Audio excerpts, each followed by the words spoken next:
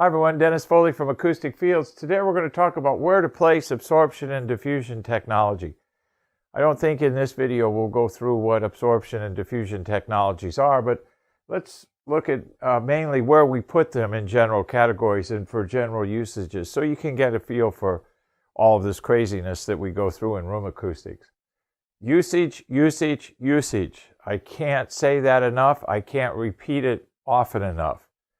The usage determines treatment. Usage determines room size. Just like in real estate, it's location, location, location. In acoustics, if you're going to obtain a room sound quality level, you must match it to usage. You must match size and volume. You must match treatment. So let's walk through some usages and look at the absorption and diffusion treatment possibilities on the walls and ceilings. We ain't going to talk about floor right now. Let's just talk about walls and ceiling. Voice. Most voice rooms that we were hearing today, most vocals have that boxy effect that we hear from close proximity to wall surfaces. So absorption is the key treatment that they use in those. However, we've introduced a new process using diffusion in vocal rooms, and you're going to start seeing some of that up here in the slider on our homepage in January. You're going to see an actual build of a voice room.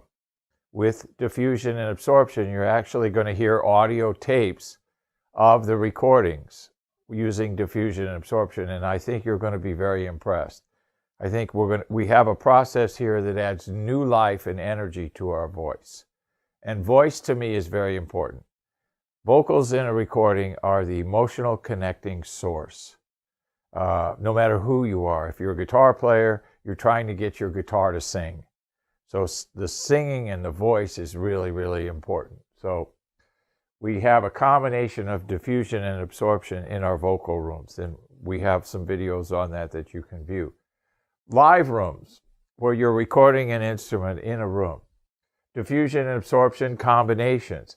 Diffusion on the sidewalls if it's a small volume room, and if it's a larger room, then we have some more possibilities. So we can use portable diffusion in small and large rooms. We can use absorption on the sidewalls. It all depends on the usage. All depends on, is it going to be a live room for drums? Is it going to be a live room for a choir? Is it going to be a live room for a bunch of stringed instruments?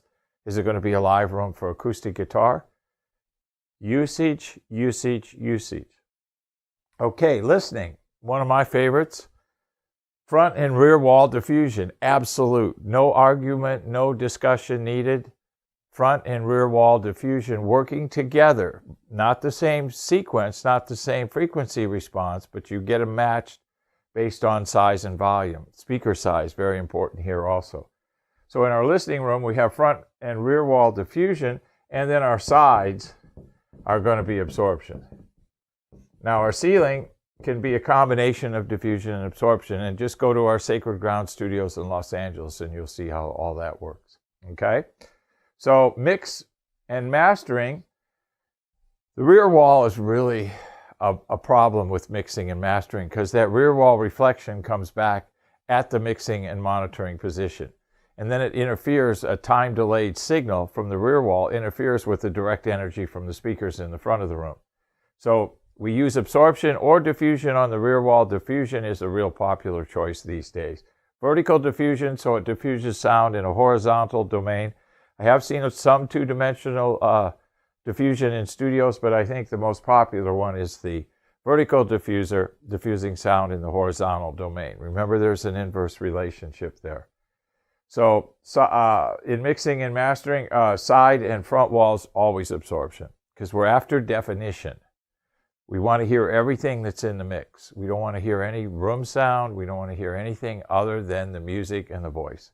So we know what to do with the mix, okay? Especially in mastering, where spectral balance is so critical.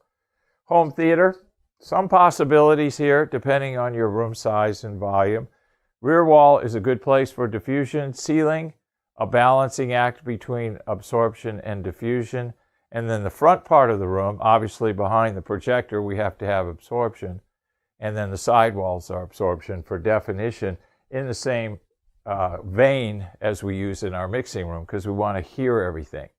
When we put diffusion on a ceiling, one of the functions of diffusion is to psychoacoustically trick your brain so it can't localize distance.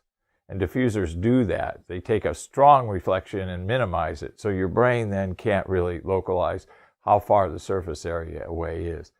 And in most rooms we work in, the ceilings are so low that we want to make sure the brain can't hear that distance. So diffusion is a popular area there. So usage, voice, live listening, mix, mastering, home theater, some possibilities here on treatment that we found through the years of doing this that takes into effect the problems of each particular usage. Thank you. Thank you for watching our videos. We really appreciate your support, and if you could give us a thumbs up for our Facebook page, that would really be helpful to us. Our room form gives us all the information about your room, length, width, height, usage, and we need you to fill that out before you send it in. Those of you that just found us on the internet and are under a time crunch, you can go to the contact section of our website, and there's a book now button so you can book an appointment with us, but make sure I have your room form to go on with it. The ebook series that we have is free. Please subscribe to that. There's exclusive videos in there so you can get an idea of your particular situation, possibly with the videos. And then our forum. We have a forum on our website. There's a lot of forums out there on the internet. Our forum I'll actually answer your questions and comments, so you'll be dealing directly with me through our forum. So once again, thank you for your support.